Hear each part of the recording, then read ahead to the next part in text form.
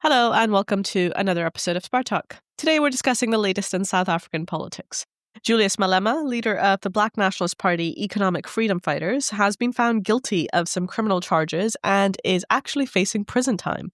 This is, in my view, huge, and this has implications for his party, but also, we think, for the struggle against imperialism in South Africa. With me to break this down and more are Comrades Jesse and Arthur from Spartacus, South Africa. Welcome to the show, comrades. Hi, how you doing? Hi, thanks for having us.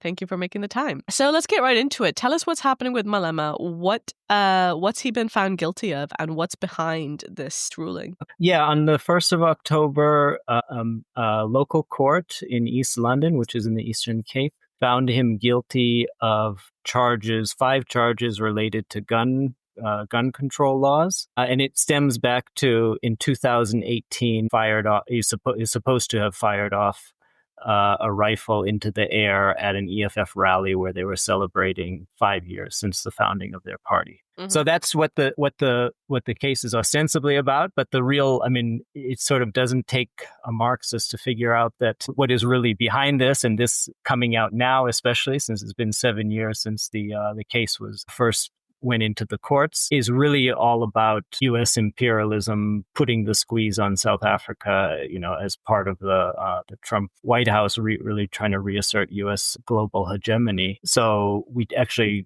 listeners of the podcast will know that we did an episode a few months ago after Ramaphosa and other heads of the GNU government in South Africa visited the White House, where they got sort of a dressing down from Trump. And one of the things that happened at that meeting was that Trump played a video, actually, of the EFF, one of their rallies, and Malema singing this nationalist struggle song, "Kill the Farmer, Kill the Boer," which is sort of an anti-apartheid struggle song, and basically, calling for land to be returned to the Black majority. And Trump played this video and said, "Why isn't this guy in jail?" And all of the South African government representatives sort of like tried to sink into their seats and say, "Well, we're dealing with it, but we're keeping those guys out of the government."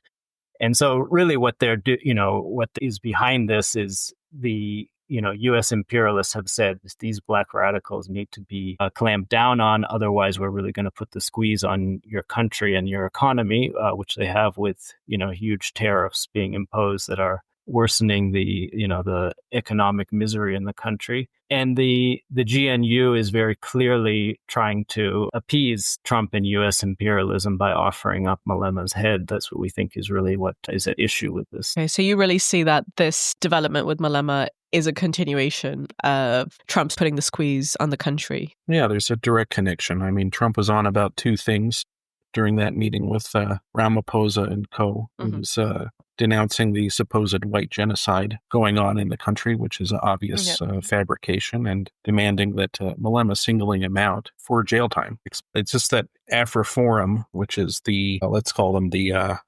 lobby group for white privilege, or in other words, a sort of fifth column for U.S. imperialists and the interests of white supremacy, has been on a years-long campaign levying kind of nuisance cases against the EFF, right. But they're more than nuisance cases. They're, pretty sinister going after him.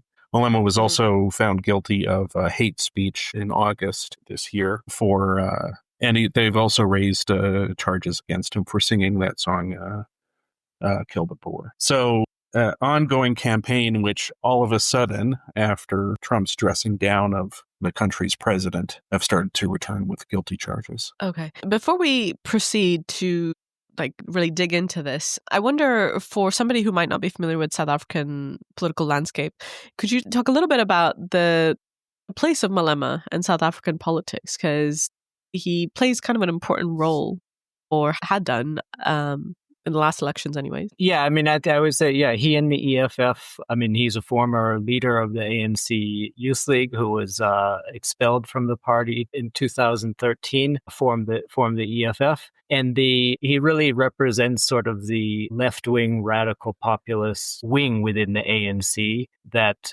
has always existed, definitely going back to the 1980s and before. And that increasingly with, the ANC in power and enforcing, the austerity and neo-apartheid of, dictated by imperialism and South Africa's subordination to U.S. imperialism was complete, was no longer had any place in the ANC, even as sort of a way to release some of the pressure and the anger of the masses. So that's what the EFF has been since its founding 12 years ago. It's sort of the radical nationalist opponents of the ANC, who also the far left and the Marxist left, really hasn't had much of an answer to, other than to, sort of abstractly denounce them as bourgeois nationalists, which they are, but not give any answer to really what is wrong with it. Why are they unable to deliver on the radical demands that they have, which are things like land expropriation without compensation, nationalization of the mines, industrialization, things that are totally supportable and absolutely necessary, but that the EFF, gets a lot of its appeal, and popularity among the Black masses for championing these things and presenting them as non-negotiables that they are going to fight until the end for, but which they don't really have a road in the, or offer a way in the here and now to actually fight and mobilize the masses to push for, because their program is completely reliant on parliament and collaboration with a wing of the Black elites. Yeah, and during last year's election, why is Malema important for South Africa? Those last year's elections in May were really pivotal for the country. They were seen. I know we've addressed this in a previous podcast with South African comrades, but they were pivotal for the country. And the EFF was basically the only party putting out a strategy which directly confronted the imperialist agenda. They ran on a platform of land, jobs, and end to load shedding, which is the electricity blackouts that are endemic to South Africa. And for that, Malema and the EFF were demonized as the doomsday scenario in the right-wing media. And it was literally what does that mean exactly? So that if the EFF got elected, South Africa's economy would collapse. Right. If not complete embargo by the imperialist powers. The typical buzzword is South Africa will go the way of Zimbabwe. In other words, Black rule equals economic collapse is the rhetoric from the right wing. But that was really sort of the red line being drawn by the right wing. If the EFF gets anywhere near a parliamentary majority or anything like that, it's literally the end of days for South Africa. So there was a real scare tactic waged among the EFF. And we of the Spartacus South Africa, advocated a critical support to the EFF during the election campaign, as I'm sure you've covered before, as sort of the best way to stand up against the imperialist agenda. But yeah, those elections are really pivotal and a big defeat for the left, which, as Jesse said, I don't think the left has really internalized the significance of that defeat. So I guess several months on from the fiasco in the White House, for me anyways, it seems very clear cut that this is a continuation of the imperialist attacks against the country. Because obviously Malema's popular, he's got these far left demands, he's got a hearing amongst the Black masses. So and you've just mentioned the far left just now. So my next question is, what has been the reaction in the country? Because it's not as if he's just facing some charges. He's actually been found guilty, and he's facing potential prison time or a potential or certain prison time. So what has been the reaction from the left and the public? Well, that's the thing. I would say the right wing and the openly pro-imperialist parties like the Democratic Alliance, which is part of the GNU government. They've been very vocal. They have been celebrating jubilant about the victory. Sure. They've been the most loudly speaking about it. The EFF obviously is, or not obvious, but they've been defiant, saying we're not going to let the imperialists and the GNU, which is appeasing the imperialists, make us back down from our radical program. But I would say outside of us, and there are a few other groups that have taken a stand, come out publicly and said it's necessary to defend Malema, as we have in our statement. But most of the left has been very quiet about this.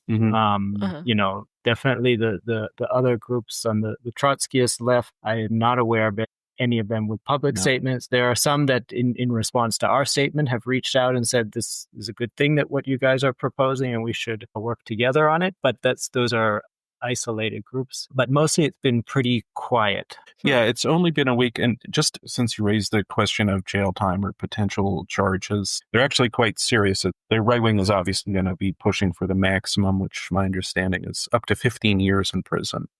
Oh, wow. Now, if he gets a sentence of over 12 months in prison, he's disqualified from holding a parliamentary seat, which is obviously the objective of his persecution, to deprive the EFF of their primary political voice in parliament, and also to criminalize dissent. Yeah, so this would really behead the EFF in some way. If this, I think it's certainly that they are hoping to cut the head off the EFF. But certainly, yeah, I mean, even our short statement, which we put out a few days ago, has gotten a good reception on various social media sites. It's being shared, I think, widely. Some nice comments we've got from EFF moderators have been like, the real left is consolidating. We will unify, comments like that, which I think is the sentiment we were hoping for, a sense of, across political lines on the left coming together in a united front to fight back these attacks and to give them an anti-imperialist direction, Yeah. I mean, my one question, I kind of know the answer to this, but just for the benefit of our listeners, in countries of the oppressed world, right, we always run into this problem of like, oh, well, this leader or that person, XYZ, is bourgeois, so therefore we must stand aside and so on. So I just want to clarify, or rather ask you to comment on what's your understanding of why the left is mum on this question? Is it the sort of same old standard thing of, well, that Malema is a black nationalist, he's a bourgeois nationalist, so we don't have anything to do with this? Or is it somewhat different? Because, I mean, the way you've laid out, both at the start of this discussion, but also in this leaflet that you've just put out, which I'll link in the show notes, it's called Defend Julius Malema. It's kind of difficult to deny what, like, the red line that connects this event, this finding guilty of Malema, to Trump, right? Like, that's kind of difficult to deny. So a basic impulse, even on a democratic basis, right, is to just take a stand and say, no, look, like, this is bad for the black movement in the country. So what's, in your assessment, is the reason why the left is either rejecting to do this or is silent on this question? For sure. Well, I mean, overall, the EFF is sort of a pivotal question. Put it this way, the founding of the EFF posed a challenge to anyone who considers himself left. Here's a party that was founded in the wake of the massacre of striking miners at Marikana, that was founded in opposition to the ANC's betrayal of the Freedom Charter and on a platform of nationalizing the mines. And how does the working class and left wing orient themselves toward it? If there are limitations, which we believe they are, to their strategy and program, not just limitations, but fundamental problems with a strategy of looking to pressure black elites to an anti-imperialist alliance, how do you answer that? And I think the left as a whole hasn't been able to come up with a cohesive answer to that. And for our part, we've only recently come up with a revolutionary response to the EFF. But yeah, just denouncing the EFF as bourgeois, I mean, it just flies in. If it's a bourgeois party, it's kind of a funny one, where the commander-in-chief, celebrates the anniversary, celebration by giving a 2-hour speech about the importance of dialectical materialism. Quotes Lenin. You at least have to come to terms with this funny kind of bourgeois party, which we think is Yeah, and I think that's sort of I think Arthur's right that it boils down to not really having an answer to the EFF. So another component of it too, though, I think, is that to really kind of, compete and show the problem, show why the EFF isn't going to give the leadership to the struggle for the demands that they put forward and they champion. You have to actually get into what is the way and what is the road forward to actually mobilize the working class to take up and to push forward the fight for the things that the EFF is talking about, including it in the circumstance like right now, where it's not really about fighting to go forward, but fighting to actually defend the EFF and the radical nationalists, and as well as the working class who are all under the gun of imperialism. What actually needs to be done? And the problem is a lot of the left, besides sort of having this sort of really unconvincing or no answers to the EFF, is that they actually look to the wing of the trade union bureaucracy and sort of just trying to pressure them and get them to take a more militant stance, which doesn't actually want to take that fight forward. So they actually end up, I think a big part of it is they're unwilling to confront, especially the left wing of the trade union bureaucracy, which you kind of have to do in competing with the EFF. Right. I think you've made it amply clear that the defense of Julius Malema and the fight to get rid of these charges is kind of crucial to preventing this real crippling of this force that has a potential to really struggle on behalf of the Black masses. So how should we actually fight to defend Julius Malema is the question, because this has happened. Mm-hmm. What is the next step? I mean, this is no ordinary person. And it's very clear that the U.S. imperialists are behind this. So this is not going to be any easy fight. This will be a massive uphill battle. So how should the working class, the left, etc., how should we defend Malema? What's the road forward? No, absolutely. All working people have a stake in this. All Black liberation, fighters for Black liberation, opponents of imperialism have a stake in this. But that also is kind of the area where the EFF, although they are defiant and their members will obviously want to defend their leader and their party against this massive attack, they don't really have like a too clear road of how to do this. Like we address in our statement that they have announced that, number one, they are going to be appealing this ruling, which they absolutely should do, through the courts. And number two, that there's the sentencing, which, when they decide what the actual sentence is going to be, is in January, and they're going to be mobilizing, their members for a massive protest. So all of that is good, and we're taking part in that. We think that mobilization actually, needs to be taken up by others too. But what you don't really get out of the EFF, and I think this is also a reason why our statement has been kind of welcomed by a lot of their members from the EFF leadership of their statement, is that actually how do you connect this in a direct way with defending the basic interests of the working class and the masses, the poor in this country, who are, that's the thing, is they are all, the economic situation is already bad. Unemployment is sky high, but these things are getting worse. We see it day by day under the impact of now the U.S. trade war, and these different, multinational companies in the face of that, threatening to pack up and leave. So it's sort of like a daily or weekly thing that hundreds and thousands of new, retrenchments will be announced by companies like Ford, others. In fact, even the city where the ruling took place is East London in the Eastern Cape, and the whole city's economy is dominated by Mercedes, which is the biggest private sector employer. They cut about a quarter of their workforce a year ago, and they're now threatening to shut down the entire factory, which really is just going to make that whole city a ghost town. It's already very depressed, and the whole region, the Eastern Cape, is really under threat. So what we propose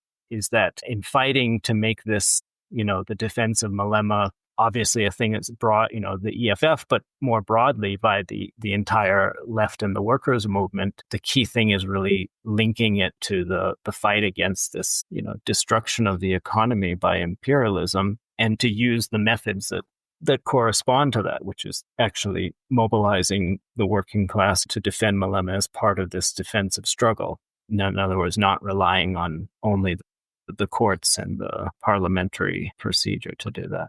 Yeah, if workers can see that the origin of these attacks against Malema is also the origin of the attacks against their jobs and living conditions and livelihoods, one would think it should be easy to mobilize a working class response to this attack by the courts. The obstacle there is going to be fighting within the unions, against leaderships who either want to keep apolitical or to not get involved with the EFF or to not rock the boat. And I mean, I think that's going to be a challenge. Look, I mean, in microcosm, the attacks against Xolani Khoza, who was an EFF activist facing charges for posting a TikTok video critical of Ramaphosa. It was about a year ago. Kind of show what kind of campaign we are envisaging and kind of campaign we think is needed. That was, for the last year, our section of the ICL has been very focused on building a defense campaign for Xolani Khoza. Just recently, we're happy to announce the charges were dropped unconditionally. But the way that we approached that was that an attack against this trade unionist, EFF activist, Black radical, was an attack against everybody, and it's in everybody's interest who opposes the imperialist agenda to come out and defend this right to free speech. And that's what we have to, we think, fight for, on the left, within the workers' movement, to really make this a focus, not of just making sure Malema doesn't go to jail, which we, need to fight against, but also as a focus point for, a fight back against these attacks, because I think people are feeling a little overwhelmed when the most powerful power in the world, the U.S., has got your country under the gun. Right, for sure. I'm glad you mentioned Xolani Khoza. We'll get to him in just a couple of minutes. Jesse, when you were talking about the jobs bloodbath in the Eastern Cape, I mean, I had no idea it was that bad. The tariffs are really devastating a lot of the countries in the third world, but I mean, just to hear you spell out some of those figures, that is pretty devastating. And, we've talked about the trade union bureaucracy just in passing, but I am wondering, what has been the reaction from the trade union leaders in light of these layoffs and, layoffs that have happened and that may probably likely happen soon? Like, how are they fighting about this? Because if we want to connect the struggle to defend Malema with the actual struggle for jobs and livelihoods, then I think that's one way to put the trade union bureaucracy in a corner. Are they dragging their feet? Are they talking left? Like, what's happening with the trade union leaders? Yeah, well, especially in the auto industry and in the metal industry, the main union there is NUMSA, which is actually, the trade union that has one of the most left-wing talking leaderships. I mean, they also call them, quote Lenin all the time, they're Marxist-Leninists and whatnot. But in terms of what they're actually doing, especially in this situation where, it is very rare to go a week without a new announcement of here 100, here maybe even 1,000 workers being laid off in different plants or threatened with with layoffs and plant closures. They're one of the ones too. After the elections last year, their leader Irvin Jim, was kind of talking pretty red, saying, well, if we have this coalition between the ANC and the DA, we're going to be out on the street raising hell and all that. But actually what they're doing is their main response is to hope that and look to the GNU, this very government that the ANC made with the openly pro-imperialist, white-dominated parties like the DA, to step in to lessen the impact of the closures. And if they can't stop the plant from being closed or find a suitable, other investor to step in, that at the very least what they're doing, they're pushing to get a little bit higher severance package. So I think, the members of NUMSA, especially in the auto industry, are feeling very they feel very vulnerable because when you have unemployment that's, 30-40%, that's kind of, everybody feels, completely desperate and worrying about being the next on the chopping block. But they also feel completely helpless, and that their union, which has this sort of red militant image, is not really offering them any solution to what must be done. God, I did not realize the situation was this bad. Even just looking to the GNU, I mean, that is a pretty hated government from the point of view of the black masses, for sure. And the fact that, I know just a little bit about Irvin Jim. He can recite Lenin quite nicely. But to look to this pro-imperialist government to lessen the impact of the very attacks that they are carrying out at the behest of the imperial, that is really, really criminal. I had no idea it was this bad. This, to me, just highlights even more that to the struggle to mobilize in defense of Malema and in defense of the country, in defense of the livelihoods of the black masses is really like you can't separate these things, but also that this is not going to be an easy thing because you're really up against it. Arthur, you had mentioned Xolani Khoza as a sort of a template, I guess, like a little tiny example of how we struggled and fought. And this was a rare victory in this kind of a period. And maybe you want to give our listeners a taste of what that was like and how, that could be a bit of a model in terms of working with the base of the EFF to build this kind of a campaign and really to push, defense of Malema forward. So, Arthur gave a little bit of the details. Yeah. Xolani is, a member of the EFF and also a trade union activist at his workplace, which is in Mbombela in Mpumalanga province. And he was right after the elections last year, actually, was kidnapped by the special crimes unit of the police, which are called the Hawks, held for a few days and then charged with terrorism and inciting terrorism and other charges because he had put up a video saying this government is rotten, pro-imperialist, anti-black, and we need to wage a fight against it. So basically saying the truth, and he's saying called the truth. a terrorist. Yeah. That's crazy. And, it was kind of notable that, it was hardly reported at all in the media. In fact, we were sort of we only found out about it a few weeks or so after he had been in court the first time. And it was really not very, there was hardly any noise being made about this, even in the EFF when we first found out about it. But we put out our first, leaflet last year in August saying that this is a real, dire threat that has to be fought by the entire left and by the movement as a whole.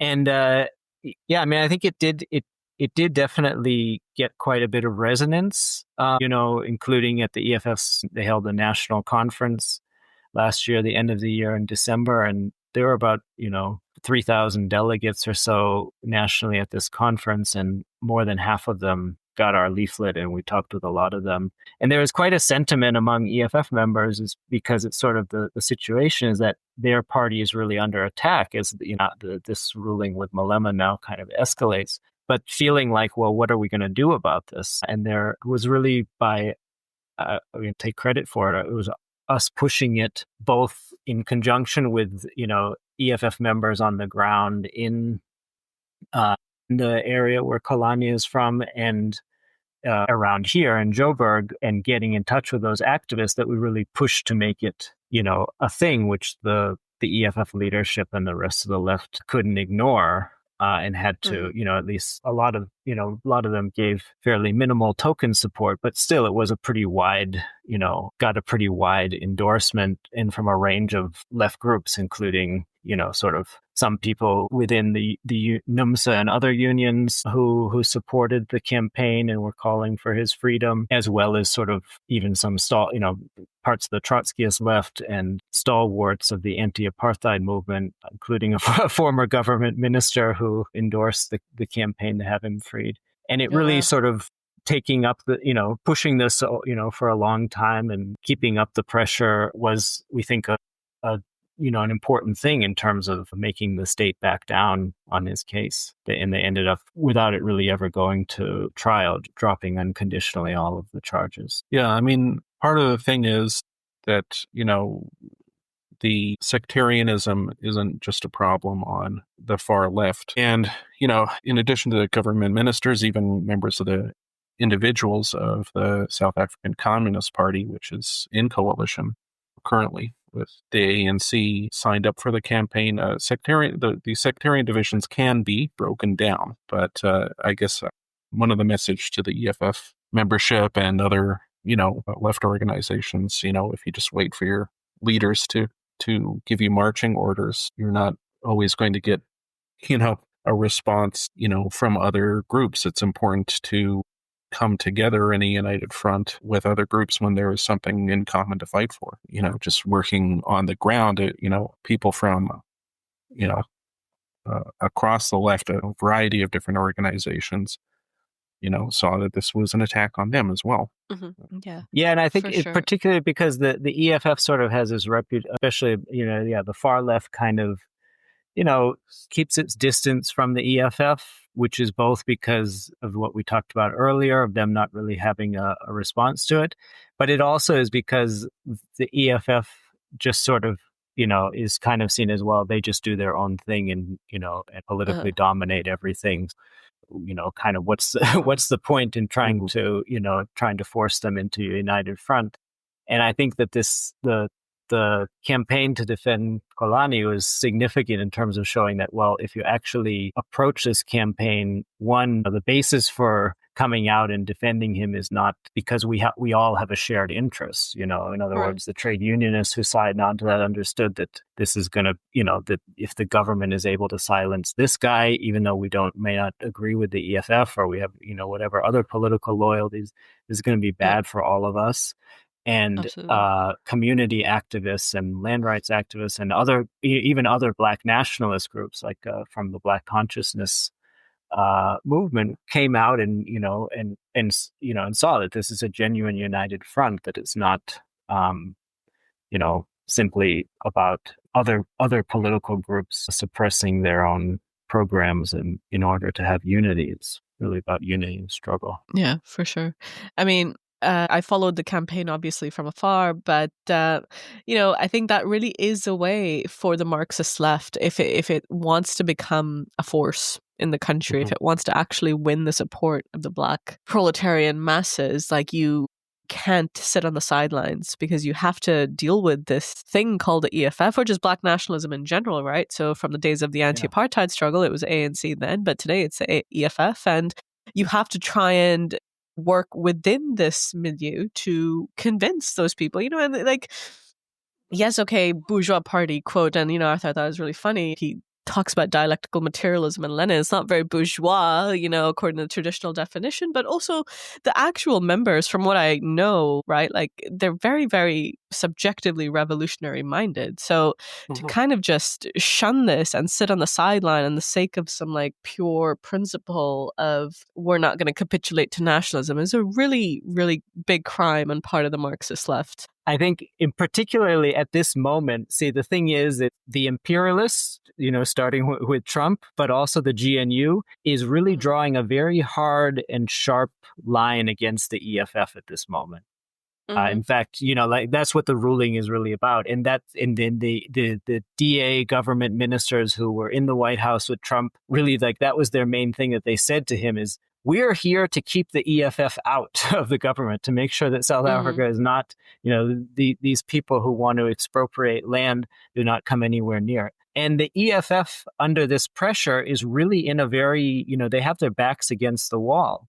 And if Marxists do not fight in this situation to say, yes, one, we are 100% behind the defense of this party, but two, this is how, these are the methods that can actually be effective in defending it. In other words, not sort of just hoping that the judge will be convinced by better arguments or these kinds of things, but actually this is because we're going up against U.S. imperialism. It's about mobilizing and connecting the mobilization with the actual needs of the masses and with class struggle.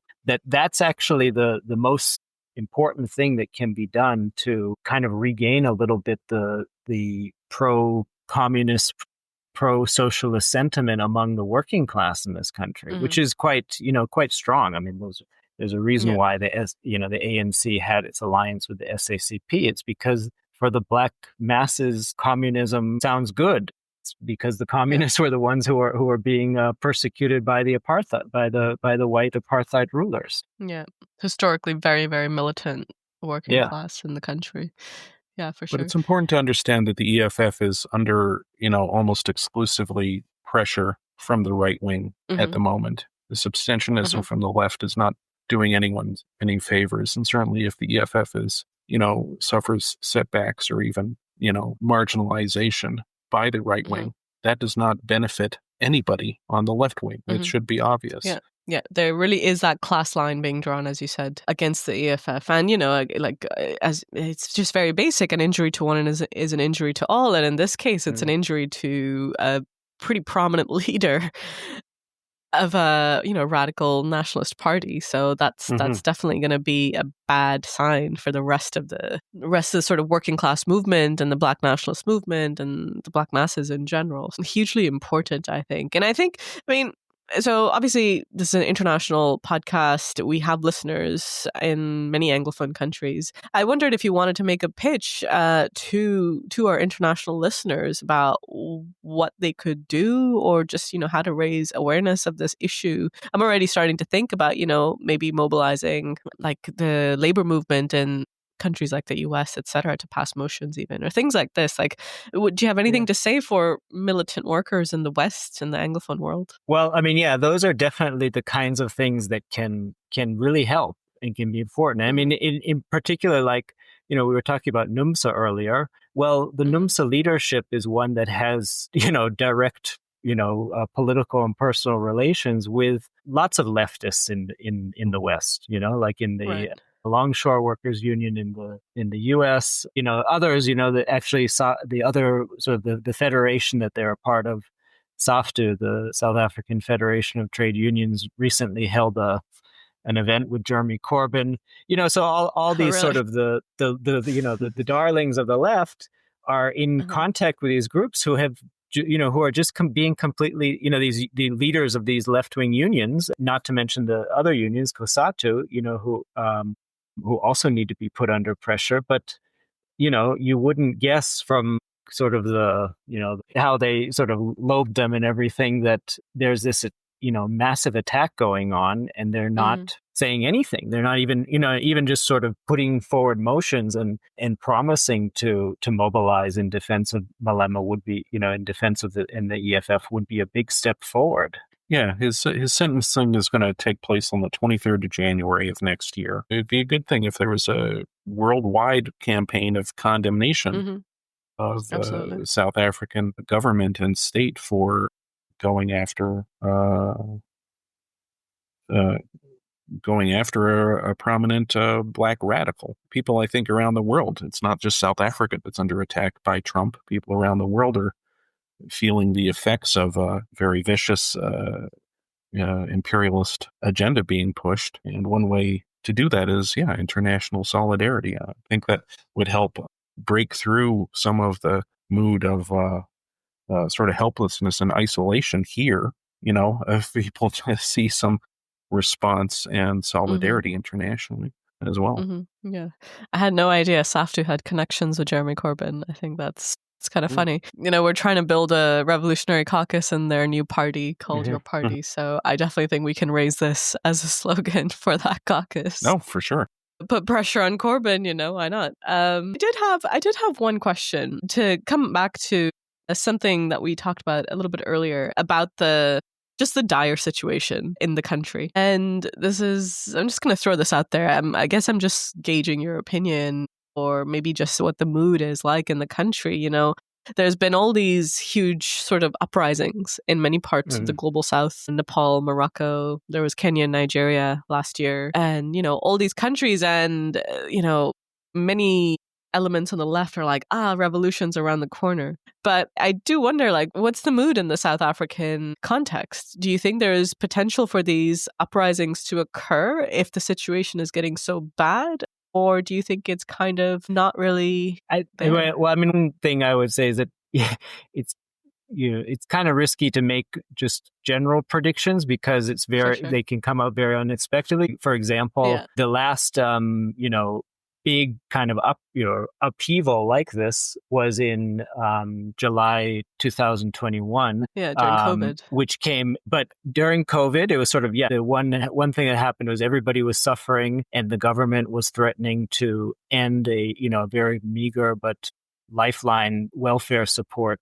for unemployed people that had been introduced during COVID. So that was one spark for these food riots. But another thing, and it's not like was the immediate thing, was the government sent Jacob Zuma to jail.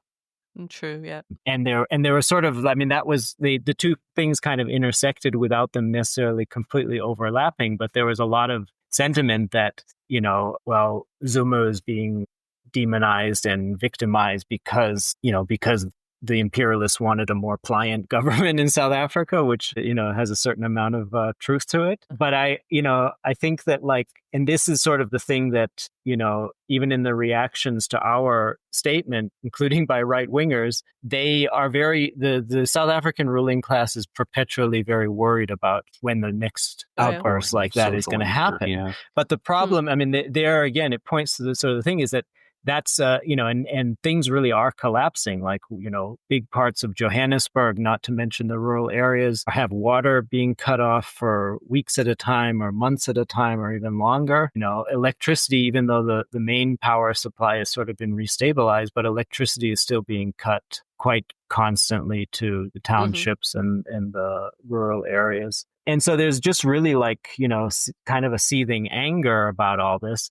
But that's the thing is it really sort of, although the working class still is very, very much identifies with the liberation movement and with the black masses as a whole, and they're part of that, is that the actual struggles of the working class are very, have been very subdued and depressed lately because of this pressure of unemployment and and really the treachery of the trade union leadership, which has, for years really subordinated the unions and the working class to the ANC and to nationalist leadership, and told the workers to suck it up to keep the ANC in power. For sure. I think, I appreciate just getting a bit of a sense of what the mood is like or what the dynamics are like, because, so many of these, as you rightly said, they're so unpredictable, because in countries of the oppressed world, all you really need is a bit of a spark for something. And, in Nepal, it was this ban against social media. And thanks for bringing the 2021 food riots up, because, what was the immediate spark there? So it's a bit unpredictable. And I think that's what makes the situation in the third world more volatile and desperate, as US imperialism turns the screws. But also, I think bringing it full circle, makes the work that you guys are trying to do right now, just make a very basic but crucial defensive campaign for Malema, really the center of your work at this moment, because that's really what's in order to push back against imperialism as it tries to just crush the world. So yeah, I and appreciate to also you guys laying that out. To try to kind of start reestablishing the tight connection between the organized working class and the liberation struggle, which is sort of, I mean, that was a feature of the anti-apartheid struggle and what really shook the regime. But of course, in the end, because of the political hegemony of the petty bourgeois nationalists as the leadership, was ultimately betrayed. Yeah. For sure. As far as the current situation in South Africa and Malema comes, those are all the questions I had. Now, I know you want to make a pitch for Xolani Khoza and, what still are the outstanding tasks for that. So I'll let you go ahead and do that. And any other messages you want to send out to our listeners. Sure. Regarding South Africa. The good news is that the charges were unconditionally dropped against Xolani Khoza. That's really cause for celebration. Absolutely. The lawyer still does need to be paid, so we do need to make a push. Things cost money. And victories cost money. We need to make a push and request that people who want to contribute to the fight against neo-apartheid censorship and attacks on fighters for Black liberation should donate, and maybe we could put a link to the Back Buddy account, which is a fundraising account in the description to this. Please donate. We need to raise an additional 9,500 rand, which is doable, but we need people's support. Yeah. What is that roughly in terms of dollars? In dollars, I think that's around $600, maybe $700. Something like that. Yeah, we can make that push. Could be doable. Yeah, absolutely. Okay, cool. Yeah, absolutely. Also, really crucial. Yeah, victories cost money. Thanks. Yeah, sorry, go on. Share our leaflet to defend Julius Malema. It's available on the ICL website. Follow Bolsheviki Amnyama, the newspaper of Spartacus, South Africa, on Facebook, Twitter, TikTok. You want to just remind our listeners that you did this last time, but what does Bolsheviki Amnyama mean again? It's a Zulu language for Black Bolshevik. Love it. The Love Black that Bolshevik. name. Yeah, perfect.